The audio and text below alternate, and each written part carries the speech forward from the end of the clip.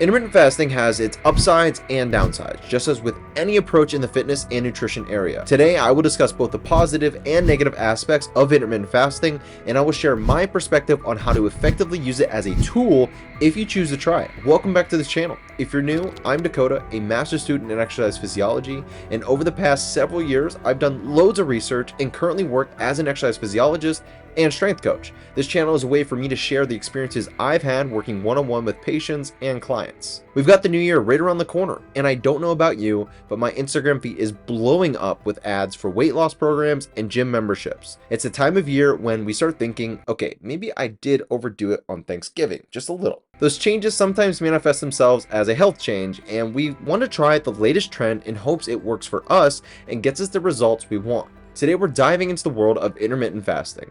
It's a hot topic with a tons of hype and conflicting information.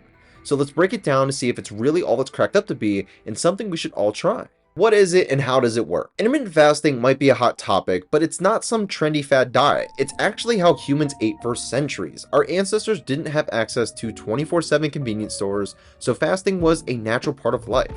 Plus, our bodies already fast every single night while we sleep.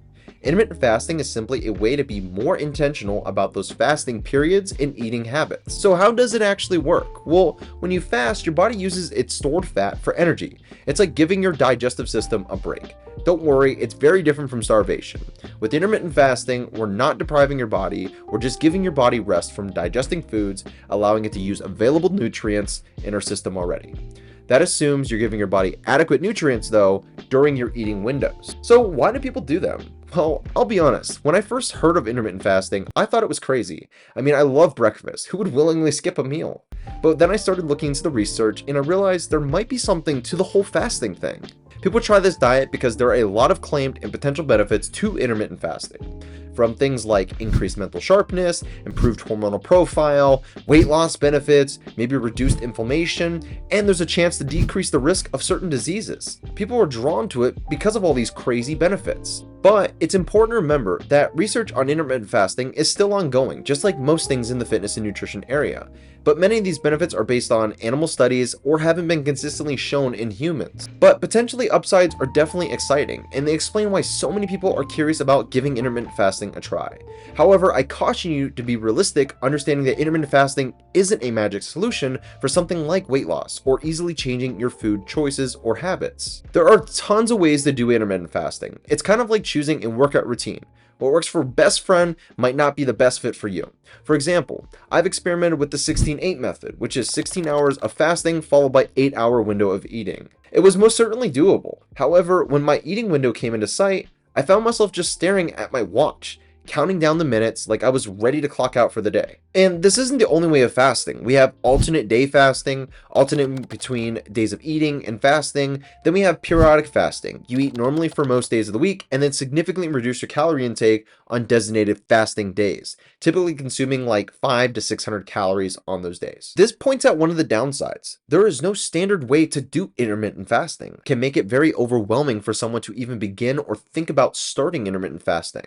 Additionally, with so many variations, it can be difficult to interpret research findings. What works for one type of intermittent fasting might not apply to the other. This makes it tricky to give solid recommendations and can lead to a lot of confusion. All right. So it probably sounds like I'm completely shutting down the idea of intermittent fasting, but I'm not. There are some potential upsides to intermittent fasting, especially if it's something that fits your lifestyle. One of the big ones is calorie restriction. It's a tool to naturally eat less due to the fasting and eating windows. It's not magic though, it's just simple math.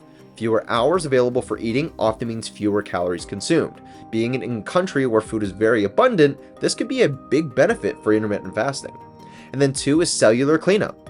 Autophagy is like your cell's built-in cleaning system, getting rid of old damaged cells. When we go for longer periods without eating, the system starts to ramp up and could be quite good.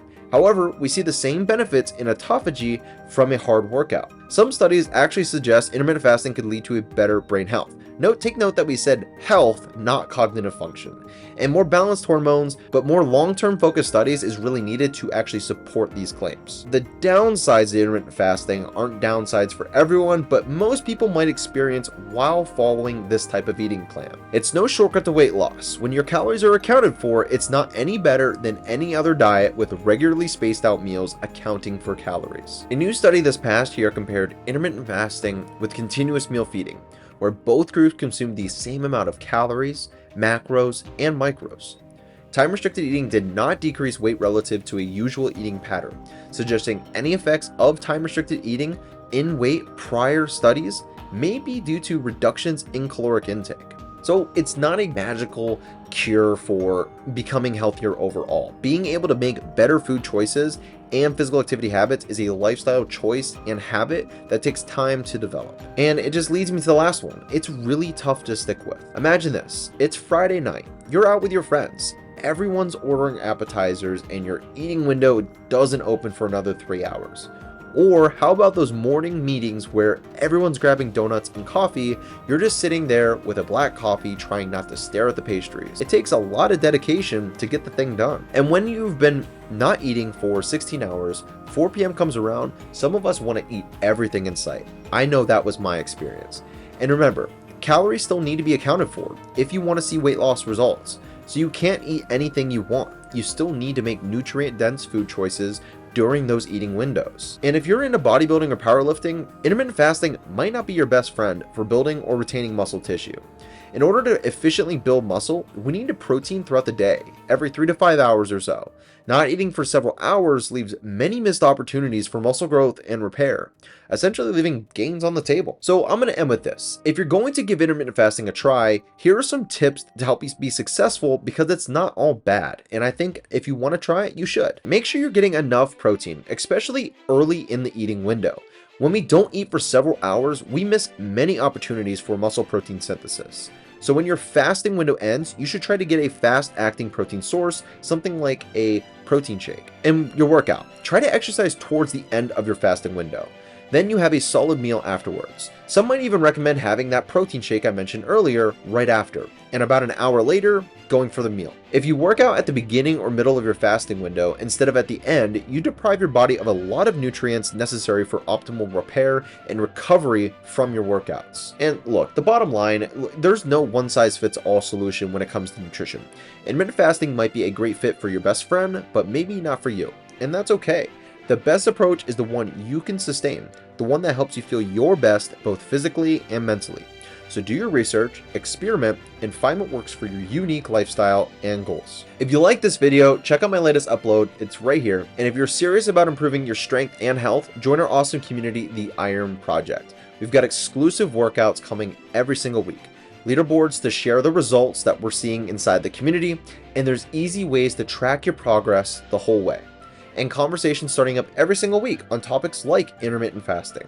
You can find the link in the description below. Thanks so much for watching. I'll see you in the next one.